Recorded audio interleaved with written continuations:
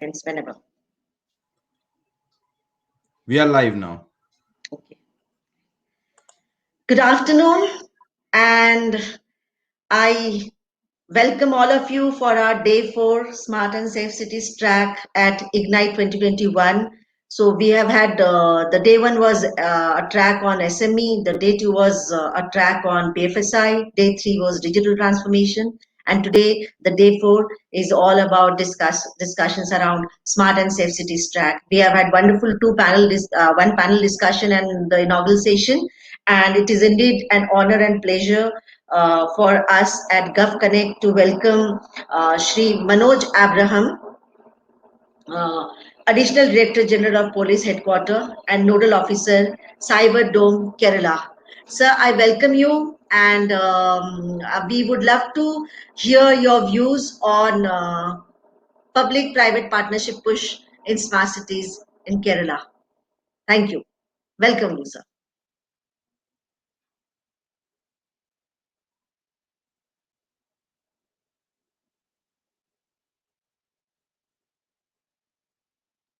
Can we have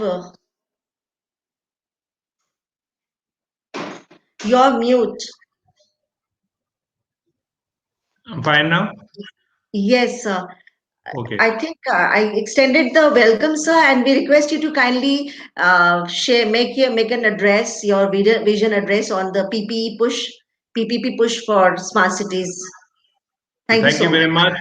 If I can allow me share my screen, I don't know whether my screen is Yes, visible. yes, sir. There is a provision.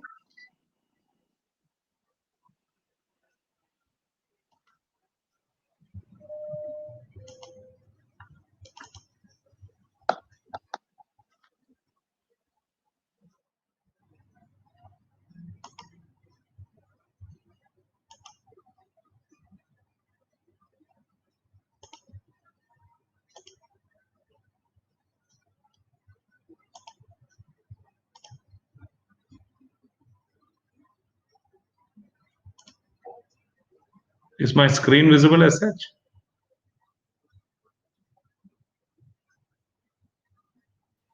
So your screen was visible. Now it is not. You have to click on that share button. Yeah, it's already sharing as per my this thing. So is there now? Yeah, it's there.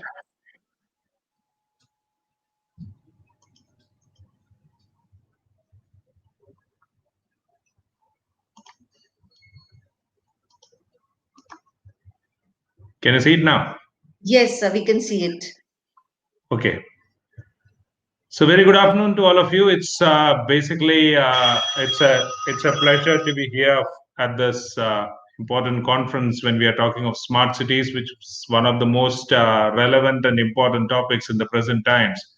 When we are looking at digital infusion and digital service delivery, which is so very important because that has come as one very important thing which actually leads to better, more efficient service delivery, not only to the citizens but also to everybody in general, in the sense that our services become more efficient, our service delivery becomes more efficient, and we have a system where the digital resources are handling everything. So the corruption, which has been one of the major bottlenecks to most of our systems, the government systems or the government service delivery, comes to zero. So the smart city concept has come to stay, and I just want to look at basically the PPP angle to the smart cities. We know the smart cities, why it's not happening in most of the cities is because of the high expenditure that is involved, the huge budgetary constraints that are there, which really puts us back into selecting a few cities only, and we can't implement it on a larger scale because huge budgets are required for that. So what we have been doing in Kerala is looking at the PPP angle to fund such smart cities, which is possible. And presently, with the COVID and all other problems, we know that it has become a very difficult thing for the government to fund all these major projects in government, in the public sector, because most of the funds are diverted to the health sector, etc. So this PPP is one of the most important things, and this is possible basically in traffic enforcement, because enforcement is one of the most crucial elements, or traffic management or integrated traffic management is one of the crucial elements of a smart city.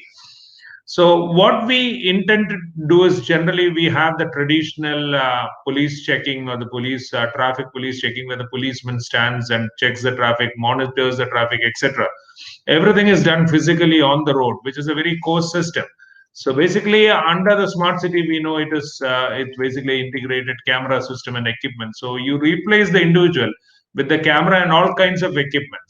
And now in the present system, in the digital world, we have that integrated system where all the cameras, all your systems are speaking to each other. And you have a totally integrated digital traffic enforcement system running through, where your signal lights are talking to your control room. Your traffic congestion can really be broadcasted over various systems, which will automatically adjust themselves to ensure that the traffic bottleneck is removed. So you have a totally integrated system.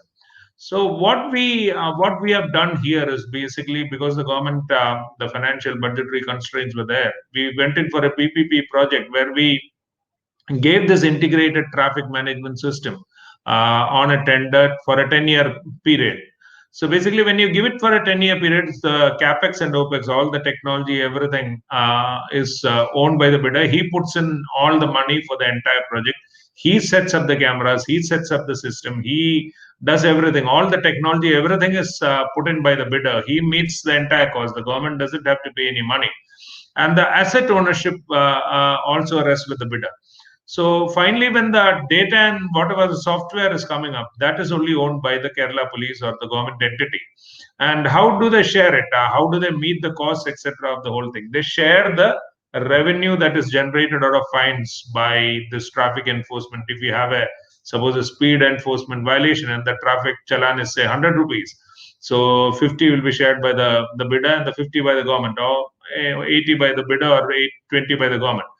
So over a time, if you give it for 10 years, the concerned private entity or the bidder can actually meet his cost very easily, and it's a win-win situation in the sense that the government will get a system without paying any money for traffic enforcement, which will actually help in reducing traffic accidents, reducing traffic deaths on the roads.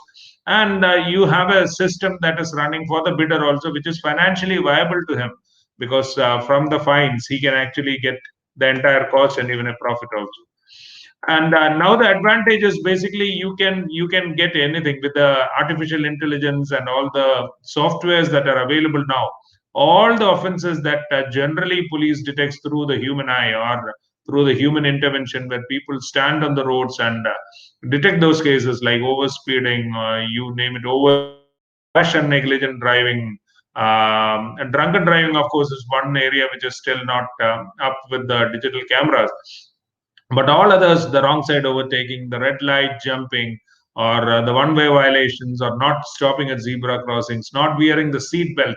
These also, not wearing the seat belts or not wearing the helmets also, are concepts now with the AI that can easily, the camera can automatically detect, take a photograph, and with the ANPR numbers, you can actually pass on that data to the control room where it can be detected. So what I meant is, basically, the cameras with the AI can detect all sorts of offenses. So you need not have any policeman down on the street physically checking that, because the cameras can do anything. The grid detection cameras are there, which will actually, any violation of the lane, it will give you an alert, and it will generate the challan automatically. You have distance calculated speed cameras where you are over speeding over a distance of say 10 kilometers. So they will calculate two cameras together at a 10-kilometer apart. They will actually calculate the speed and give you whether you are actually over speeding over a distance. Because the tendency is, the moment people see a camera, they tend to slow down, and then to overspeed. They tend to overspeed later on. So such offenses also you can detect. Lane jumping cameras are there. Helmets, as I mentioned. And under the PPP mode itself, you can have that entity to run interceptor vehicles also. The mobile cameras, the mobile speed handled radars also can be handled by this private bidder. with some police presence. Of course, the police presence has to be there in such vehicles, but all the management of the vehicle, the entire cost of the vehicle, the radars, the running, everything will be met by the person. And when the challans are generated, as I mentioned earlier, the fines that come out of these interceptions can be shared by the individual and the government. So that is how they can make it very financially very viable. And these are some of the challans that are generated. So basically, all kinds of systems it is possible under the integrated traffic management system. You can have the speed limit violation detection systems. You can have AI cameras, which will help you detect various kinds of offenses that traditionally the person, the traffic policeman, had to be present on the spot, and from the eye he used to do it, but the AI camera can do it. And you have the mobile SVDs, as I mentioned earlier. The red light violations, if somebody violates a red light, immediately the camera comes into operation, takes a photograph and sends it to the control room to generate the challan.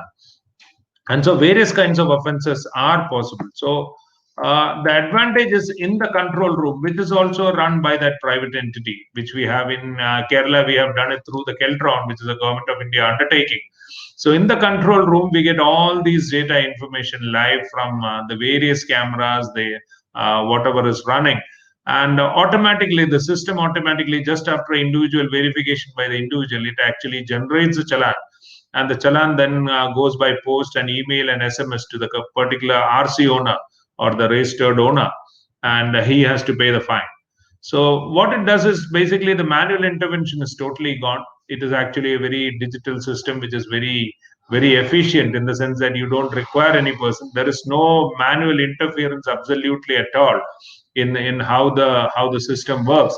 And then you just need to work out that system in such an efficient manner that the traffic enforcement becomes so very easy. And what it leads to is safe traffic on the roads, and you have less accidents, saving lives on the roads, which is so very easy without even spending a pie from the government part. And actually, the government gets some revenue also by sharing of those fines. So that is one project that we do. Second is similarly connected to that, where you have the fine collection mode also. That also generally you have the fine collection machines, etc., that are used, the e-challan machines that are there, and various other instruments that generally the government has to buy to implement such a system. But under this digital enforcement and fine collection system also, we went into the PPP mode without any financial constraints on the part of the department or the government. And we actually tied up with Federal Bank, who provided the mobile application for enforcement. They made a mobile application specially for Kerala Police for the policemen to use, which can be used in any Android phone. They also supplied a device, the e-challan device, where you can actually do the digital checking of the people on the road and get the payments also using the debit card, credit cards, etc. And this e-challan payment gateway, this instrument also is given free by the Federal Bank. They run it, they maintain it. And in this case also, the fines, of course, are shared between the Federal Bank and this thing. They also have a payment gateway where any defaulter can actually go back to his home and pay the amount, etc., through the online medium. And how they meet their cost is basically the money which comes up to the Federal Bank, or the money that is deposited as fines.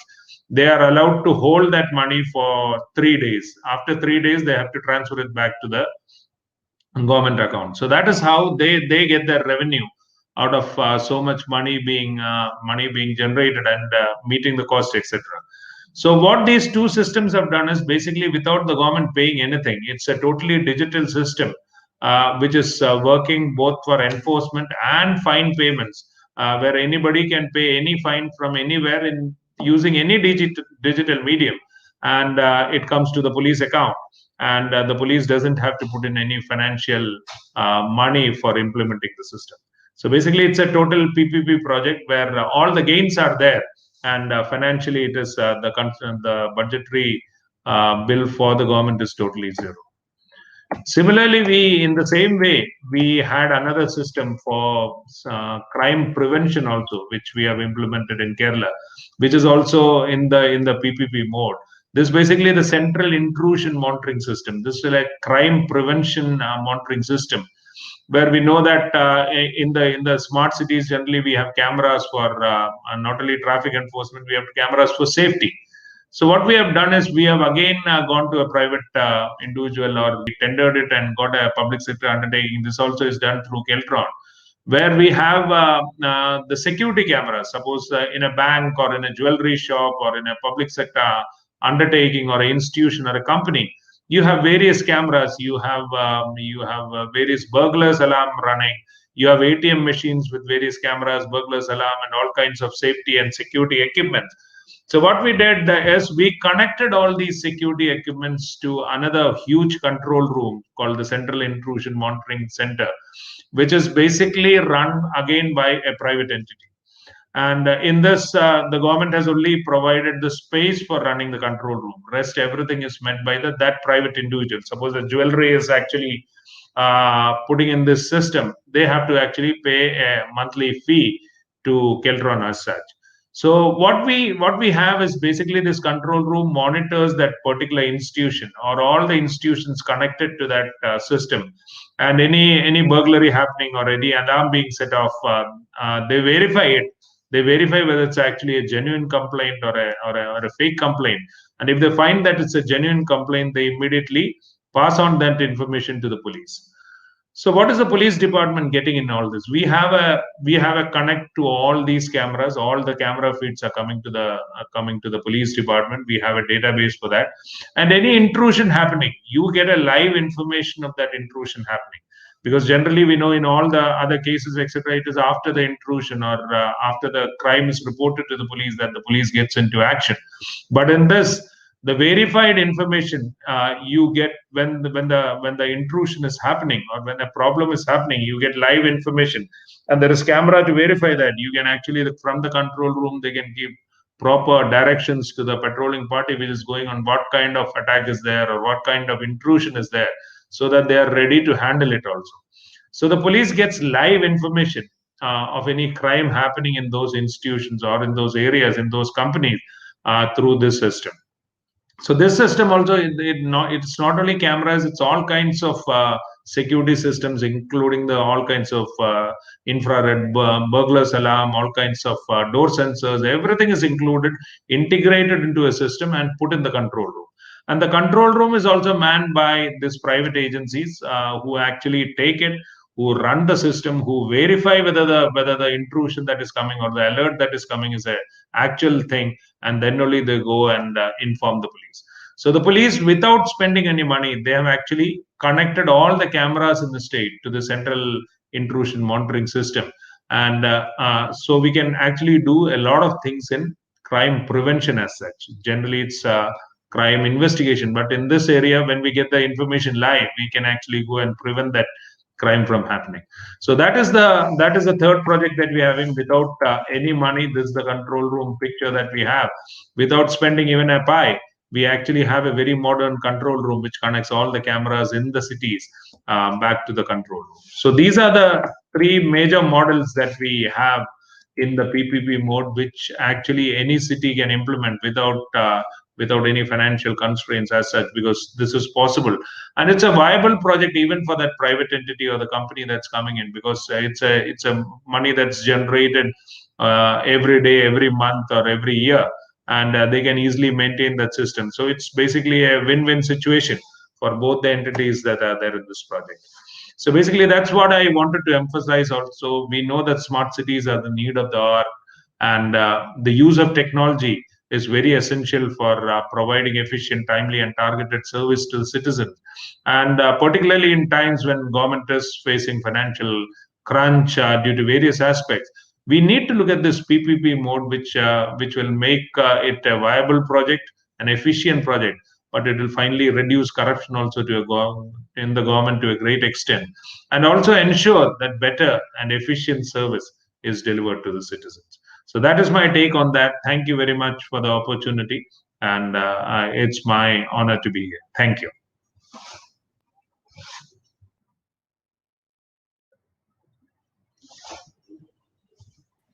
Thank you so much, sir, for this Wonderful presentation, and you have very rightly mentioned that the PPP is one of the viable solutions when it comes to implementing large, scalable projects for the public, and there is no cost, but the government has to take that ownership. Ownership has to be there with the government agency, and because at the receiving end, there are citizens, and government is the custodian of the entire responsibility and accountability of how, as citizens, we are. In our own country, in our own spaces, we are safe and secure, and we are able to carry forward with our day-to-day lives. And this is a wonderful example. And we also have had such sessions where it was indicated by many government officials that the capabilities are technological capabilities are lying with the private sector industries there. So why not join hands? Government has the infrastructure and the accountability and the expertise is there with the government officials. Why not we create a pool of people, experts, technologies on one platform with an integrated approach? Why not we take it forward? It becomes easier for everybody, and there is a win-win situation. So, sir, wonderful presentation. Fahim, do you have something to suggest? No, I think Questions? so. Yeah, I think questions so. We are can there, conclude but here. we can always, yeah, we can always have questions. And sir, we would love to have your seek your feedback. And if it is possible for us to have this presentation uploaded in our website, we'll be very happy to do that. Thank you so much, sir, for Thank joining you. us. Thank It you. is an Thank you, sir. honor and privilege to have you. Thank you. Shukriya, Thank sir. you, Thank sir. you. Thank you, Yeah, Brian. Thank you. yeah, yeah.